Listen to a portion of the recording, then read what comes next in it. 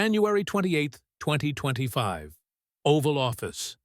Ilhan Omar storms in, ready to humiliate Trump. No staff, no cameras, just silent agents. FBI Director Christopher Wray, DHS Secretary Kristi Noem, and a thick folder sliding across the Resolute Desk. Trump doesn't yell. He smiles, says two words, "Sit down." And suddenly, her whole life becomes evidence. January 28, 2025. Late afternoon light slanted through the tall Oval Office windows in that particular winter way that made everything look sharper, colder, less forgiving. The room was quiet, in a way it rarely was. No clicking pens, no low murmur of aides, no rustle of photographers repositioning themselves for the shot. Just the soft hum of the HVAC, the faint scuff of leather shoes near the doors, and the sound of Ilhan Omar's own voice echoing back at her as she spoke with the confidence of someone who believed she had already won. She stood instead of sitting, arms crossed tightly across her chest, shoulders squared, chin lifted just enough to signal defiance. She had refused the chair on principle, or at least that was how she would explain it later. Standing made her feel taller, dominant, in control.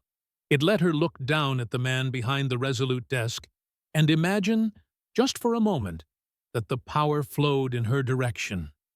"Mr. President?" she said. And even that phrase was delivered like an insult. And I use that term very loosely. Her words came fast, practiced, sharpened by repetition on cable news panels and campaign stages.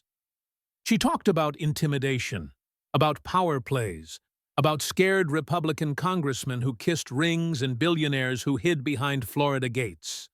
She talked about real Americans, about racism, about fascism, about indictments and insurrections. She leaned forward, hands pressing into the edge of the desk as if she were prosecuting a case of her own, voice rising, cadence accelerating, every sentence designed to draw blood. Behind the desk, Donald Trump didn't interrupt her. That was the first thing that should have unsettled her, though at the time it barely registered. He didn't bristle or snap back. He didn't raise his voice or lean forward aggressively the way she'd seen him do on debate stages. He sat back in his chair, hands loosely folded, a faint smile playing at the corners of his mouth, as if he were watching a mildly entertaining performance rather than absorbing a direct personal attack. To her left, just within her peripheral vision, FBI Director Christopher Wray stood motionless, his face neutral, eyes forward. To the right, DHS Secretary Kristi Noem held a thin stack of folders close to her side, posture rigid, jaw set. Two Secret Service agents flanked the doors, their presence unobtrusive but unmistakable. No one took notes. No one exchanged glances. No one reacted. Ilhan Omar filled the silence with words, mistaking the stillness for weakness. "You think you can silence me," she continued, voice tight with indignation, "because you dragged me in here under some fake national security excuse? I have millions of followers. I have CNN, MSNBC, every major progressive organization in this country. You're a weak old man playing tough guy because that's all you know how to do." She paused only long enough to draw breath, the room heavy with the residue of her accusations. She expected anger now, or at least a retort. Instead, Trump tilted his head slightly, the smile never quite leaving his face. When he finally spoke, his voice was neither loud nor emotional. It cut through the air with the flat certainty of someone used to being obeyed. "Sit down." The words landed harder than a shout would have. There was no bluster in them, no theatrical menace, just a calm command delivered as a statement of fact. Omar opened her mouth to respond, indignation flashing across her face, ready to escalate. "I said," Trump repeated, still seated, still calm, "sit down." Something shifted then, subtle but unmistakable. The smile faded. In its place was a look that didn't seek approval or applause, a look that didn't need to posture. It was the look of someone who believed the room already belonged to him. "For what I'm about to show you," he added quietly, "you're going to want to be sitting." The silence stretched, thick and uncomfortable. For the first time since she'd entered the Oval Office, Ilhan Omar hesitated. Not long, just a fraction of a second, but enough to betray the flicker of uncertainty that crept in when a script stopped working. Slowly, deliberately, she lowered herself into the chair she'd refused moments earlier. The leather creaked softly beneath her weight. Trump leaned forward, reached beneath the desk, and slid a thick folder across the polished wood toward her. It stopped inches from her hands. "You think you're here because of your statements on Palestine," he said, his tone almost conversational. "You think I care about your tweets, your rallies, your cable news hits. I don't." He tapped the folder once with a finger. "You're here because, for the past 6 months, the FBI has been investigating you for terrorism financing and immigration fraud. And this morning, I declassified the file." The color drained from her face so quickly it was almost imperceptible at first, like a shadow passing over sunlight. Her eyes dropped to the folder and then flicked back up to his, searching for some sign of exaggeration, some hint that this was a bluff. She found none. "That's ridiculous," she said, the words coming out thinner than she intended. "You can't." "Director Wray," Trump said without looking away from her. "Why don't you walk her through it?" Christopher Wray stepped forward with the practiced economy of movement of someone who had done this hundreds of times before. He opened his folder and placed several pages on the desk, turning them so they faced her. "Congresswoman Omar," he began, his voice steady, professional, almost clinical. "This investigation began 6 months ago after the Treasury Department flagged a pattern of wire transfers originating from your personal accounts." He slid the first page closer. Bank statements. Dates highlighted. Dollar amounts circled in red. 17 transfers over 3 years, he continued. Always structured just under the $10,000 reporting threshold. 3,000 here, 5,000 there. A total of $78,000. Omar shook her head, reflexively, the way people do when confronted with information they are not yet ready to accept. "I send money to family," she said. "That's not a crime." "Sending money to family is not a crime," Wray agreed, not missing a beat. "Sending money that ends up funding designated terrorist organizations is." He turned the page. "The recipient of those transfers is Ahmed Noor Sai, based in Mogadishu. Your brother-in-law. He operates a money transfer business known as Tawakkal Express." Trump leaned back slightly, folding his hands again, letting Wray build the case brick by brick. "In November 2023, Wray went on, the Treasury Department's Office of Foreign Assets Control designated Tawakkal Express as a terrorism financing entity after determining it was being used to funnel funds to al-Shabaab." Another page slid across the desk. Surveillance photos. A run-down storefront in Mogadishu. Men entering and exiting. Faces boxed, labeled. "We traced the flow of funds," Wray said. "Of the $78,000 you transferred, at least $34,000 was routed to individuals on the FBI terrorism watch list. Al-Shabaab facilitators, weapons purchasers, operational commanders." He paused then, deliberately, letting the words hang in the air. "This is not speculation," he added. "It's documented." Omar's mouth opened, then closed again. She swallowed hard. I didn't know, she said. I had no idea what Ahmed was doing with that money. Ray's eyes met hers, steady and unyielding. You sit on the House Foreign Affairs Committee. You receive classified briefings on terrorism financing networks in East Africa. You have been briefed specifically on Hawala systems being used to move money to Al-Shabaab. He flipped another page. And you spoke to Mr. Noursay 17 times over the same period, he said. Always just before or just after a transfer. The room felt smaller now, the walls closer, the air heavier. Trump said nothing, watching her the way a prosecutor watches a witness who has begun to realize the trap has already closed. Kristi Noem stepped forward next, her movements sharp, controlled. She placed her own folder on the desk and opened it to a worn set of documents. Congresswoman, she said, the financial investigation is serious, but it's not what gives us the clearest legal path. She looked Omar directly in the eye. Your immigration history does. The first document was a British passport record. The name was unfamiliar to the public, but not to the woman sitting in the chair. Fadumo Aden, Noem read aloud. Issued 1991. Place of residence? London. She slid it closer. This is your mother, she said.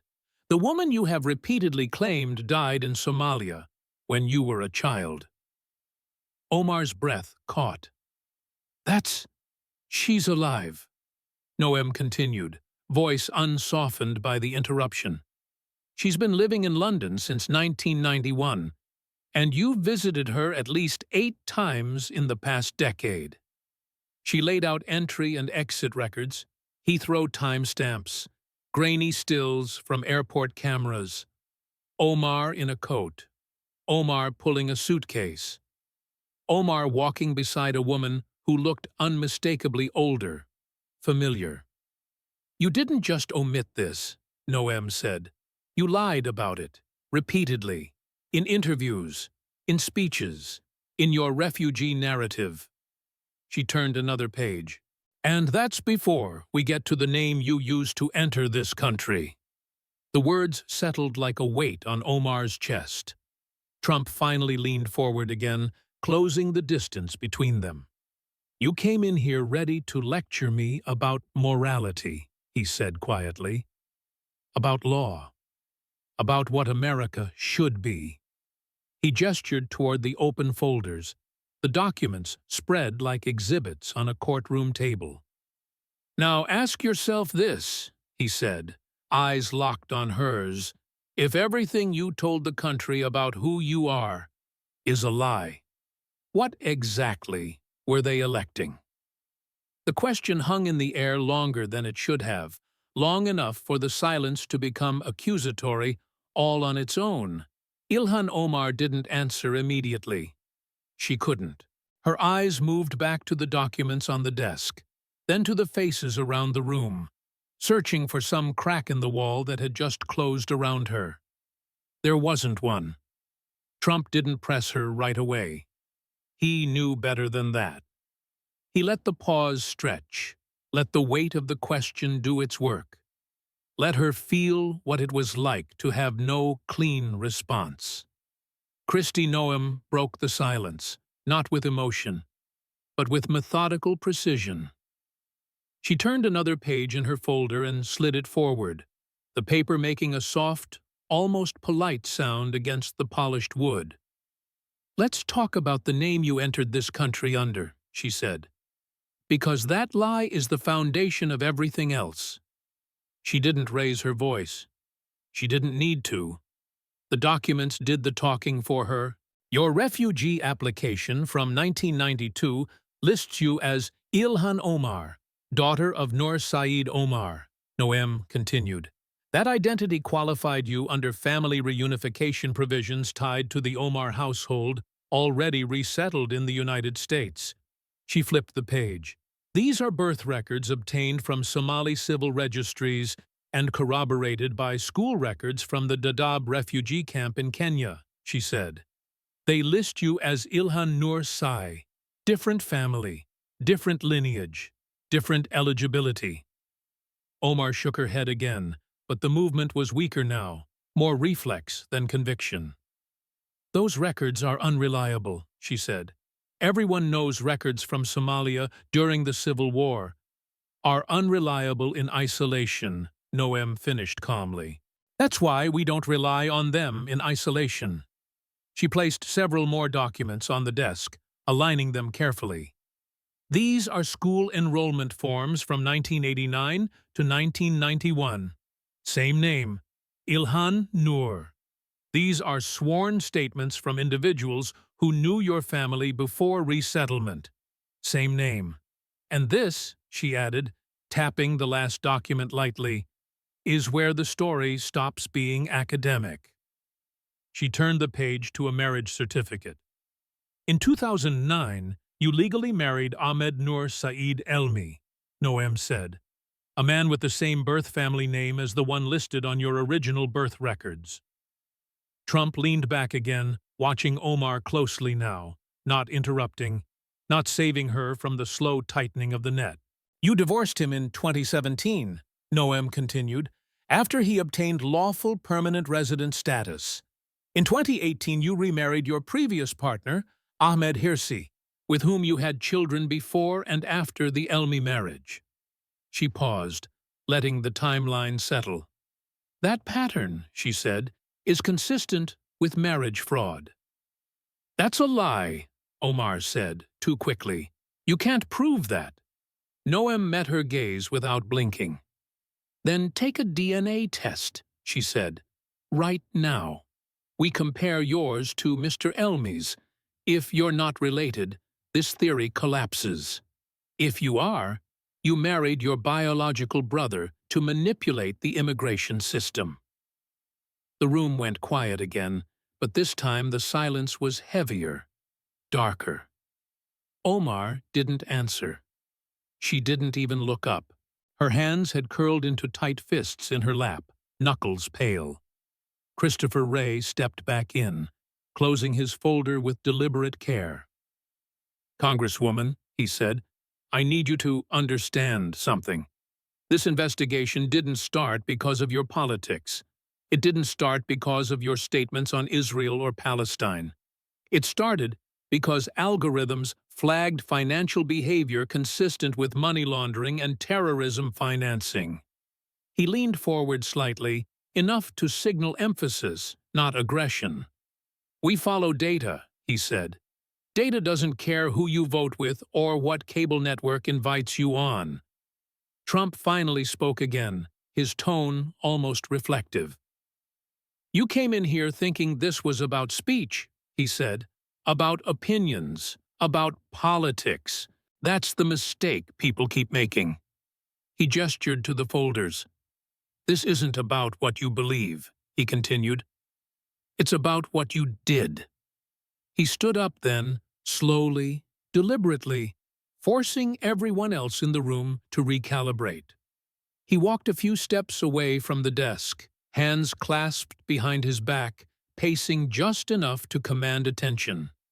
For 6 months, he said, these people have been building a case while you were on television calling me a fascist. 6 months of bank records, phone intercepts, travel logs, immigration files. While you were fundraising off outrage, they were collecting receipts. He turned back toward her. And now you're sitting here, wondering how this got away from you. Ilhan Omar finally looked up, her eyes glossy, her voice barely steady. This is political persecution, she said. You're using law enforcement to silence an opponent. Trump didn't argue. He nodded once, slowly, as if acknowledging a familiar claim. That's what you're going to say publicly, he said. I already know. And some people will believe you. At first. He stepped closer to the desk and placed his hand flat on the wood. But here's the problem, he continued. Persecution falls apart when the paperwork is real. He gestured toward Ray. Tell her about the calls. Ray opened a thinner folder, this one marked with classification stamps that had been partially redacted. Under a FISA warrant approved in June, he said, we monitored a series of communications between you and Somali government officials. Omar straightened slightly, clinging to a familiar defense. I'm allowed to speak with foreign officials. It's part of my role. The issue isn't that you spoke to them, Ray replied. It's what you said. He pressed a button on a small device. Audio filled the room, Omar's own voice speaking in Somali, followed by an English translation displayed on a screen she hadn't noticed before. They're reducing support for AMISOM, the voice said. This creates space for us to maneuver without American interference. The clip stopped. That briefing, Ray said, was classified at the time you received it. You shared it with a foreign government 2 days later. Another clip played. If we block the aid package, her voice said, Kenya will pull troops. Somalia will have more autonomy. Ray shut off the audio. You were discussing internal U.S. policy deliberations and military planning, he said. Not hypothetically, strategically. Omar's lips parted, but no sound came out. National Security Agency Director Sarah Mitchell stepped forward now, her expression unreadable. In your communications, she said, you consistently refer to Somalia as we and the United States as they. She let that sit for a moment. That's not illegal by itself, Mitchell continued, but in the context of financial transfers to designated terrorist facilitators, it raises serious counterintelligence concerns. Omar finally found her voice again, desperation bleeding through. This is profiling. You're targeting me because I'm Muslim. Mitchell didn't flinch. We're targeting you because you sent money that funded terrorists and disclosed classified information, she said. Your religion has nothing to do with it. Todd Blanche, who had been silent until now, stepped forward with the air of someone who knew he was about to deliver the part that mattered most. Let me explain the legal reality, he said, not the rhetoric, the reality. He placed a single document on the desk, sliding it toward her. Immigration and Nationality Act, Section 340, he said. Citizenship obtained through fraud or material misrepresentation can be revoked. This is a civil standard, preponderance of the evidence, not beyond a reasonable doubt. He looked at her directly. If a judge determines you lied about your identity, your family, or material facts that enabled your naturalization, your citizenship is void, retroactively. Omar's breathing had become shallow now, uneven.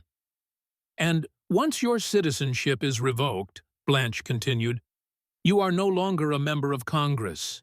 You are a removable alien. Trump watched her closely, then spoke again, softer now, almost conversational. I gave you a chance to come in here and talk like adults, he said. You chose insults. That's fine. I don't mind insults. He leaned in just enough for his words to feel personal. But you don't get to insult the country and break its laws at the same time, and then pretend this is about free speech. He straightened, his voice firming. So here's where we are, he said. And here's where you decide what happens next. The room went quiet again, but this time it wasn't just tension. It was inevitability settling in. The inevitability settled into the room like a pressure change before a storm. Subtle at first, then impossible to ignore. Ilhan Omar felt it in the way no one rushed her. No one raised their voice. No one seemed anxious to convince her of anything. They weren't persuading her. They were informing her.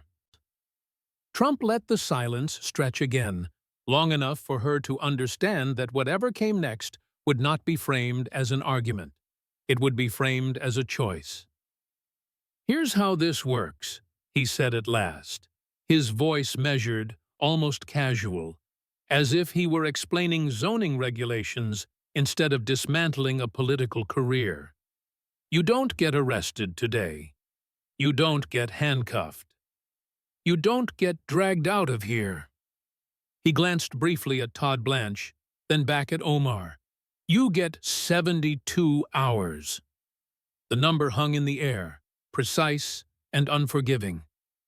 72 hours to resign from Congress," Trump continued. 72 hours to renounce the citizenship you obtained through fraud. 72 hours to get on a plane and leave the United States voluntarily. Omar stared at him, the words not quite landing yet. "You can't do that," she said weakly. "You can't force a sitting member of Congress." "I'm not forcing you to do anything," Trump cut in, his tone sharpening for the first time. "I'm offering you the easy way." He leaned back against the desk, folding his arms.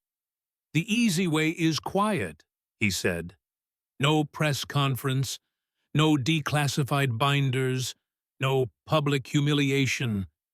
You can say you're resigning for health reasons, family reasons, spiritual reasons.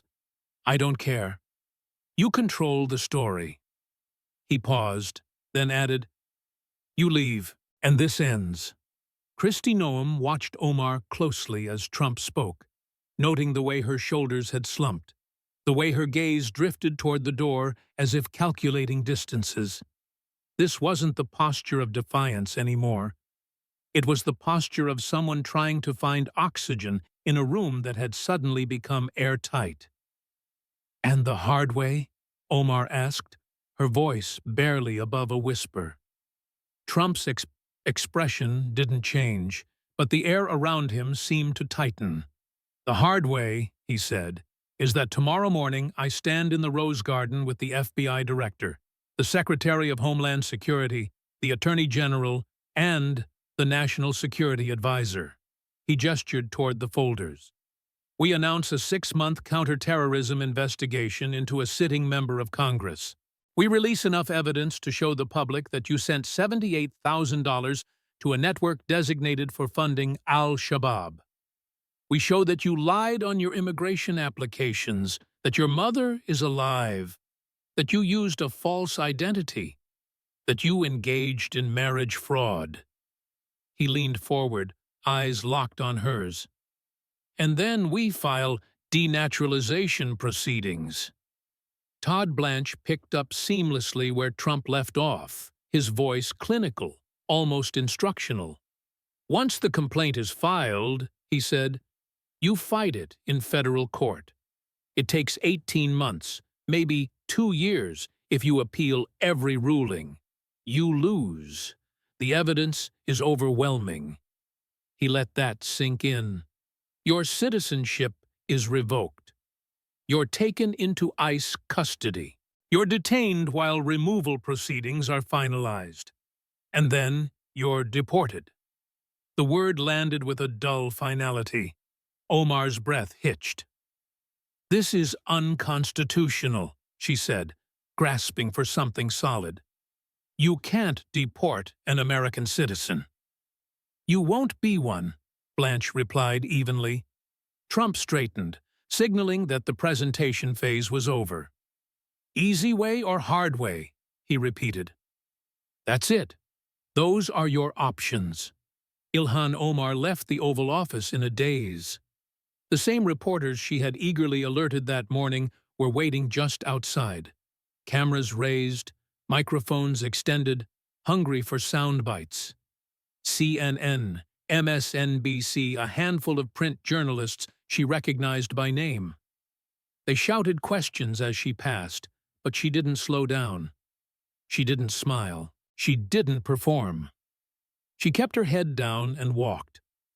The car ride back to Capitol Hill felt longer than the one there, even though traffic was lighter.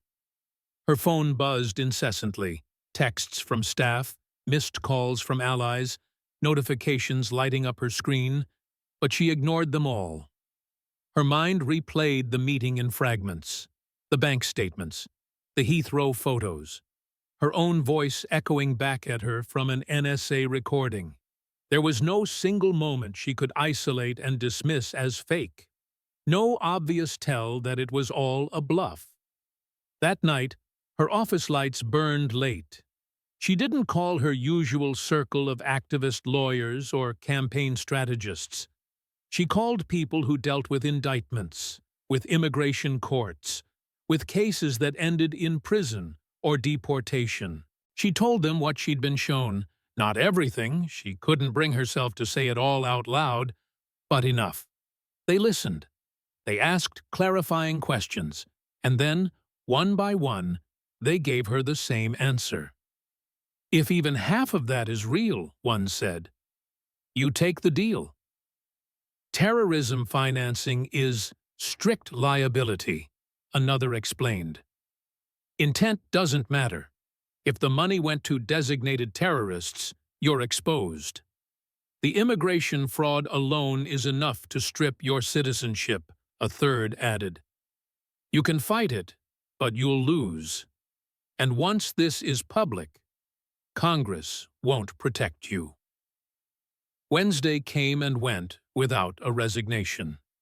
Denial is a powerful thing, especially for someone who has spent a career turning attacks into fuel. Omar told herself Trump wouldn't dare make it public, that he was bluffing, that the backlash would be too severe, the accusations of targeting a Muslim congresswoman too explosive. Thursday morning, the panic set in. She made more calls, asked more questions, searched desperately for a legal theory that would save her. None came.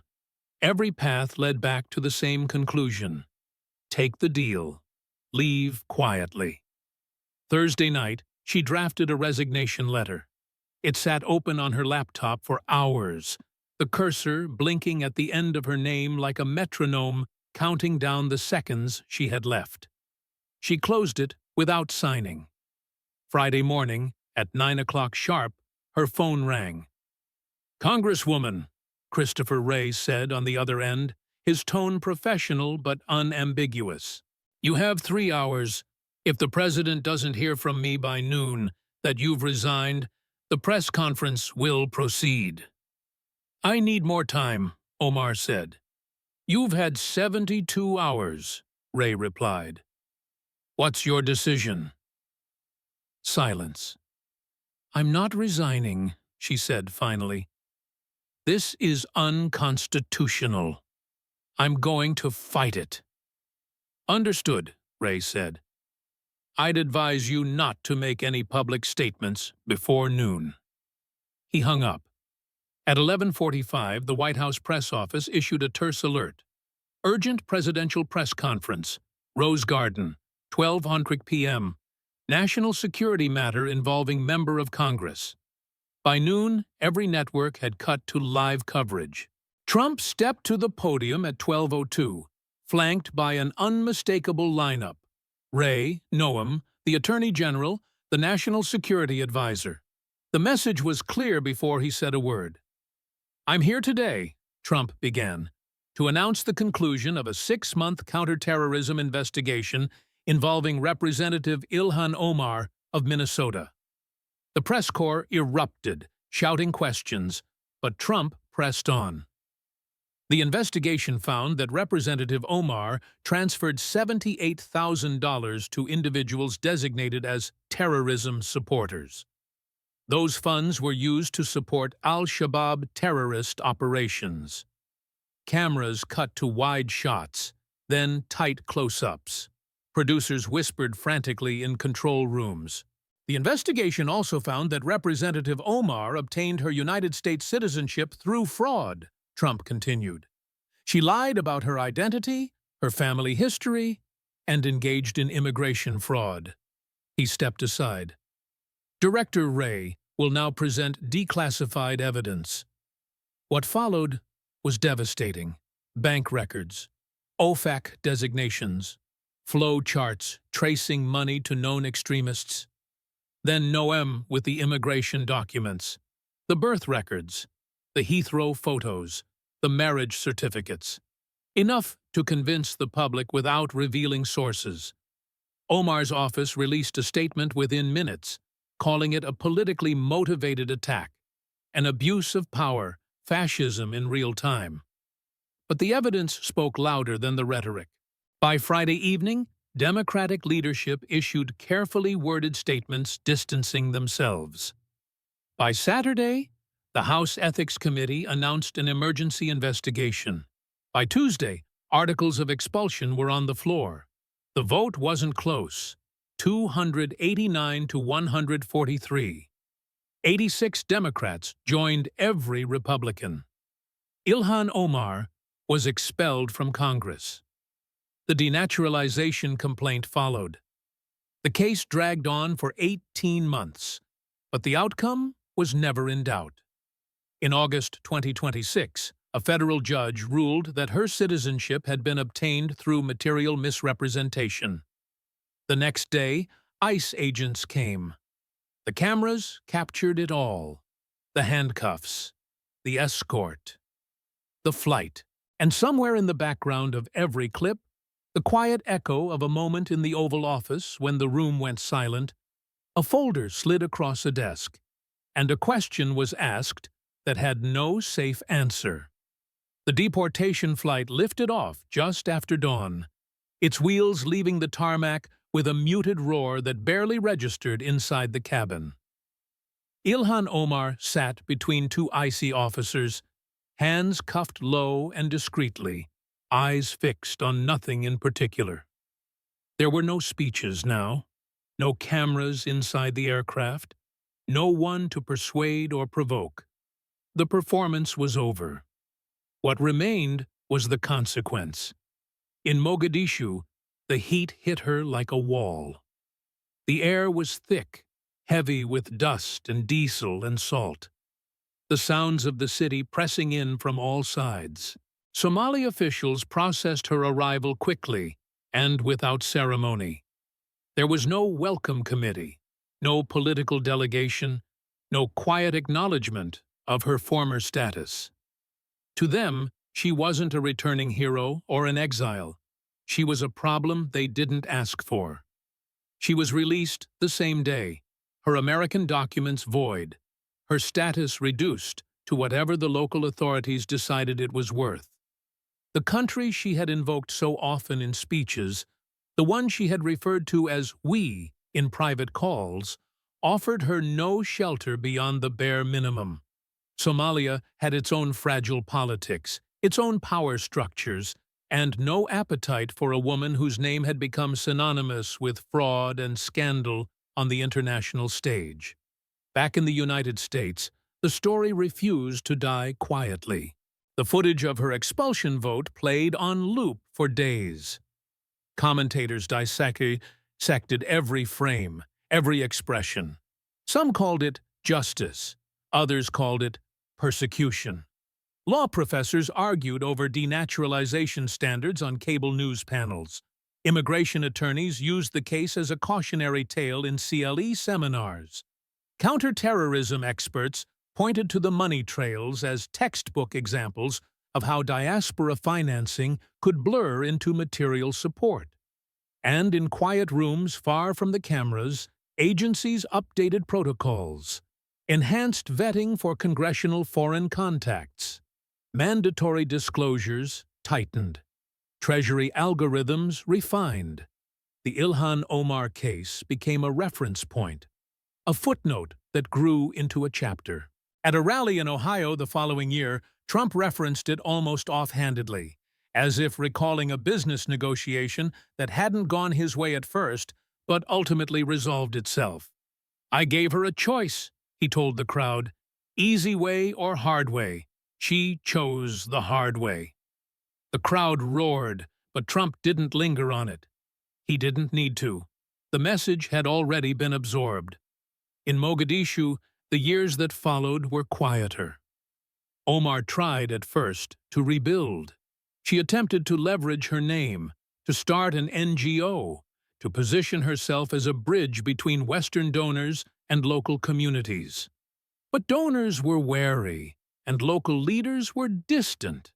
The stigma followed her everywhere. Every meeting carried an unspoken question.